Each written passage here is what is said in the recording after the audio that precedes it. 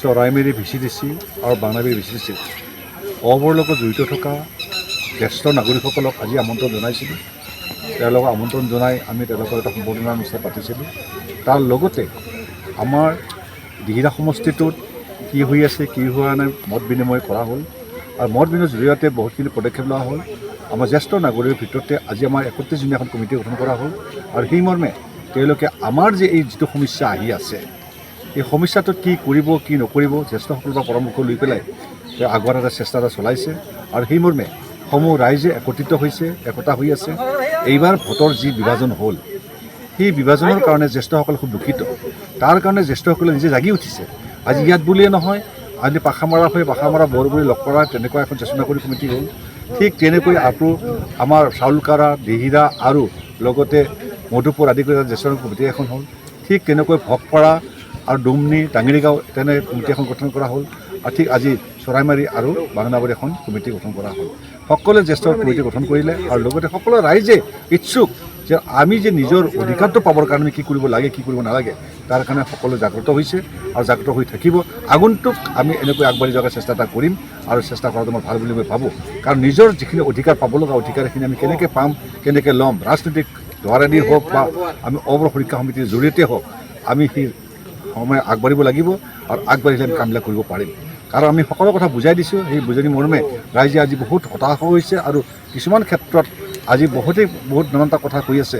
আজি মাটি বাৰী সম্পত্তিলৈকে বহুত কৈছে কিন্তু আমি সেইটো সফলতা হোৱা আমি দেখা নাই যদিও ৰাইজে কিন্তু বিচাৰিছে মোক বাৰে বাৰে কয় আপুনি কি কৰি আছে কি কৰি আছে কিন্তু সেই কথাখিনি এতিয়া আজি জ্যেষ্ঠ নাগৰিকৰ দ্বাৰাই দি সকলো কথা অৱগত কৰা হৈছে।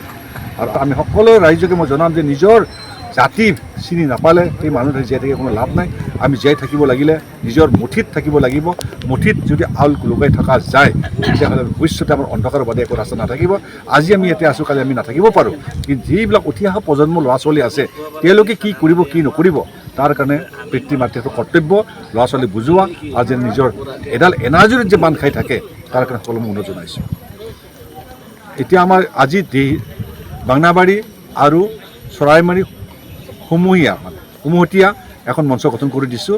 তাৰমানে সেই মঞ্চৰে তেওঁলোকে গাঁও ভূঞে গৈ পেলাই মানুহক বুজাব আৰু তেওঁলোকে ঘূৰিব আৰু ঘূৰি পেলাই তেওঁলোকে ভৱিষ্যতে কি হ'ব কি নহ'ব মানুহক এটা কথা জনাই পেলাই সকাহ দিব। এতিয়া আমি গণসুৰক্ষা পাৰ্টীৰ মঞ্চ এখন বনাইছোঁ জ্যেষ্ঠৰ পৰা সেইটো আমি আগবঢ়াই দিছোঁ GSP জ্যেষ্ঠ গণসুৰক্ষা পাৰ্টীৰ মঞ্চ।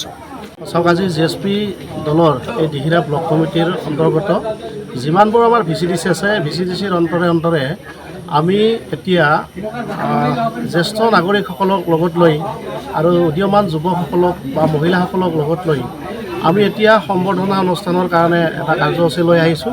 যে ইয়াৰ আগতেও কেইবাটাও কাৰ্যসূচী আমাৰ গ'ল। পূব প্ৰান্তৰ পৰা দিহিৰা সমষ্টিৰ পূব প্ৰান্ত বৰবৰী ছয়বাৰী পাখামাৰা এইবিলাক VCDCত হৈ গ'ল। তাৰপিছত আপোনাৰ চাউলকাৰা মধুপুৰ নিকাচি এইবিলাকত হৈ গ'ল।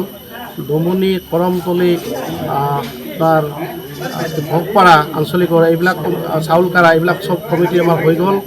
আজি আমাৰ চৰাইমাৰী আৰু বাংলাবাৰী VCDCৰ অন্তৰ্গত যিসকল এই VCDCৰ সমূহ কৰ্মকৰ্তাসকল আছিল GSP দলৰ কৰ্মকৰ্তা বা প্ৰাক্তন যিবিলাক আমাৰ অবৰ সংগঠনৰ লগত জড়িত জ্যেষ্ঠ ব্যক্তিসকল তেখেতসকলক আমি মাতিছোঁ। আজি তেখেতসকলক মাতি এটা চিনাকি কৰি দিছোঁ যে সেই সময়ত যে 2011 চনত তেখেতসকলে সংগ্ৰাম কৰিছিল আৰু এখেতসকলৰ নেতৃত্বতে আমাৰ GSP দল গঠন হৈছে আৰু তেখেতসকলক আজি আমি এই চৰাইমাৰী এই শিৱ মন্দিৰ প্ৰাংগণত এই সভাখন অনুষ্ঠিত হ'ল। যথেষ্ট সংখ্যক লোক আহিছিল। তেখেতসকলে আমাক দিহা পৰামৰ্শ দিছে আৰু জ্যেষ্ঠসকলক আমি সন্মান জনাই তেখেতসকলক এখন গলত গামোচা দিছোঁ আৰু গামোচাখন দিয়াৰ পিছত আমি তেখেতসকলৰ মাজত এখন কমিটিও গঠন কৰিছোঁ। এই কমিটিখন জ্যেষ্ঠ নাগৰিক কমিটি। দুটা VCDCৰ মাজত এখন জ্যেষ্ঠ নাগৰিক পূৰ্ণাংগ কমিটি আজি গঠন হ'ল।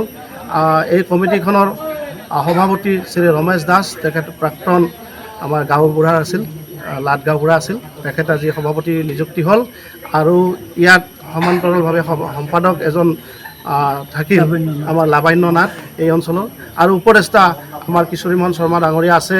আমাৰ সন্মানীয় সমাজকৰ্মী প্ৰাক্তন আমাৰ শিক্ষক অনিল কাকতি ছাৰ আছে। তেখেতসকলৰ গোটেই সভাখনত আজি উপস্থিত থাকি সাফল্যমণ্ডিত কৰিলে। লগতে আমাৰ যে বাক্সা জিলাৰ যুৱ কমিটিৰ নেতৃত্বত আমি এতিয়া সকলো একেলগে কাম কাজ কৰিছোঁ। তেখেতসকলে আমি একেলগে কাম কাজ কৰি আজি GSP দল কেনেকৈ আগুৱাই নিব লাগে এই ৰণকৌশলবিলাক আমি প্ৰস্তুত কৰি আহিছোঁ। আৰু কেইটামান মাহৰ পিছতে BTCৰ নিৰ্বাচন হ'ব, BTRৰ নিৰ্বাচন হ'ব। এই BTRৰ নিৰ্বাচনত এইবাৰ সমান্তৰালভাৱে আমি গণসুৰক্ষা পাৰ্টীয়ে BTCত যুঁজ দিম আৰু যুঁজ দি যোৱা নিৰ্বাচনত যিবিলাক আমি ফলাফল পাইছিলোঁ, প্ৰথম 2015 চনত 8জনকৈ MCL পোৱাৰ সক্ষম হৈছিলোঁ। যোৱা নিৰ্বাচনটোত আমাৰ কমিছে, কিন্তু এইবাৰ আমি একেবাৰে কম হ'লেও 8ৰ পৰা 10জন MCL নিবলৈ সক্ষম কিন্তু আমি এইবাৰ হ'ম। গতিকে তাৰে কাৰণতে আমি ৰণকৌশলবিলাক লৈছোঁ এতিয়া। আৰু প্ৰমোদ বড়োৰ নেতৃত্বৰ চৰকাৰখনে বা বিজেপিৰ নেতৃত্বৰ চৰকাৰখনে আমাক যি প্ৰতাৰণা কৰিলে, এইবাৰ প্ৰতাৰণাৰ কাৰণে আমি প্ৰত্যুত্তৰ দিয়াৰ কাৰণে আমি সম্পূৰ্ণভাৱে সাজু হৈছোঁ। কাৰণ চাওক, তেখেতসকলে আমাক দিহিৰা সমষ্টিৰ পৰা MCL ঘনশ্যাম দাসক উঠাই লৈ গৈ এমাহ সময় লেলি হোটেলত ৰাখি EM পদ দিলে। এই EM পদটো মাত্ৰ 3টা বছৰ অতিক্ৰম কৰিলে, 4টা বছৰ ভোট দিছিল মাত্ৰ। এই 4টা বছৰৰ পিছত এইবাৰ যেতিয়া লোকসভা নিৰ্বাচন আহিল, তেখেতসকলে কৌশলিকভাৱে আমাৰ সন্মানীয় ঘনশ্যাম দাসক EM পদৰ পৰা ড্ৰপ কৰি ৰাখিছে। গতিকে আমাৰ এতিয়া GSP দলৰ প্ৰশ্ন হৈছে, তেখেতসকলে কি কাৰণত GSP দলৰ মানে এইবিলাক প্ৰতাৰণা কৰিলে? অবড়ো ৰাইজৰ এজনে আছিল MCL, তেখেত ঘনশ্যাম দাস, তেখেতক উঠাই লৈ গ'লে MP হেৰি দিলে, মানে EM পদ দিলে আৰু EM পদ দি আজি তেখেতসকলক ড্ৰপ কৰিলে। এইটো সম্পূৰ্ণভাৱে অসমীয়া মানুহক লজ্জাজনক কৰিছে, লজ্জা দিছে। আমি তাৰ কাৰণে ধিক্কাৰ জনাইছোঁ প্ৰমোদ বড়ো চৰকাৰক আৰু GSP মানে বিজেপিৰ নেতৃত্বত চৰকাৰ যিবিলাক চলাইছে তেখেতসকলে আমি ধিক্কাৰ দিছোঁ। কাৰণ এনেকুৱা অবড়ো মানুহক প্ৰতাৰণা কৰিব লগা নাছিল আৰু লজ্জা দিব লগা নাছিল। কাৰণ সেই সময়তে আমাক নিব নালাগে, আমি সেই সময়টো বাধ্য কৰা নাছিলোঁ যে আমাক মাতাই নি আপোনালোকে চৰকাৰ গঠন কৰক। আমাক মাতাই নি চৰকাৰ গঠন কৰিছে। গতিকে তাৰ কাৰণে আমি প্ৰস্তুত হৈছোঁ। এইবাৰ প্ৰমোদ বড়োৰ নেতৃত্বত চৰকাৰখনক আমি এইবাৰ প্ৰত্যুত্তৰ দিম, গতিকে BTCৰ ইলেকশ্যনত। তাৰ কাৰণে ৰণকৌশল আমি অকল দিহিৰা সমষ্টিতেই নহয়, গোটেই BTRতেই আমি ৰণকৌশল প্ৰস্তুত কৰিছোঁ।